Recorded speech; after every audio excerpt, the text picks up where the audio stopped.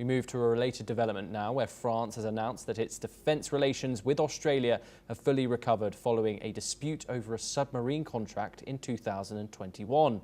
French ambassador to Australia, Pierre-Andre Imbert, stated that both countries have made significant progress in rebuilding their partnership, with defence and security now at the heart of their cooperation. Not only this, Imbert also talked about the AUKUS agreement. Let's listen in to what he said.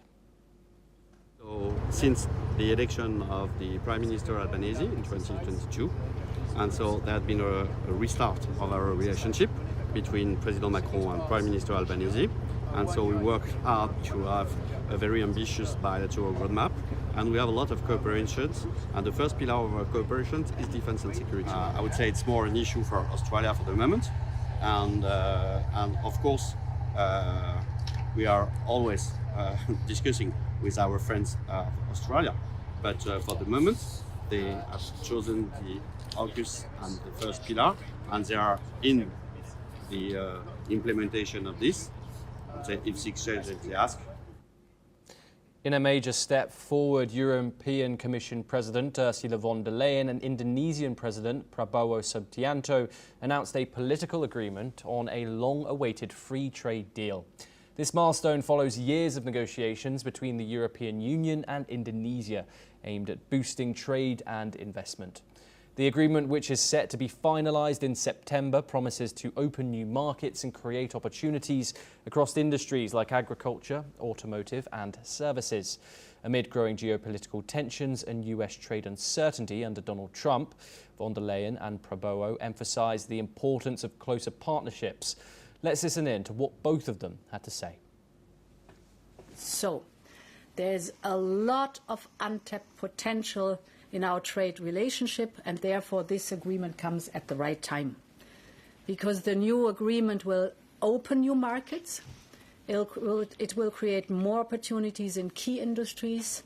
Business active in agriculture, in automotive and in services will massively benefit from it. We in Southeast Asia, especially Indonesia, we really consider Europe to be very, very important in providing global stability.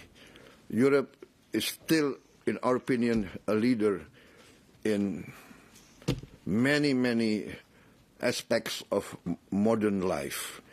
We still look towards Europe. Maybe not many of us would like to admit it openly, but I am here, I admit openly, we would like to see a stronger Europe, and we want to work with Europe. President Trump is all set to attend the FIFA Club World Cup final at MetLife Stadium in New Jersey. The president confirmed his attendance while speaking to reporters at a cabinet meeting. Trump has attended multiple sporting events while in office, including UFC fights and the Super Bowl in February. The FIFA World Cup has served as a test run of the sorts for the United States, which will host the 2026 World Cup next summer, along with Canada and Mexico. With US President Trump expected appearance, security has been ramped up outside the MetLife Stadium. Secret Service agents were on hand to help at security checkpoints hours before kickoff, with other agents already in position at fan entrances.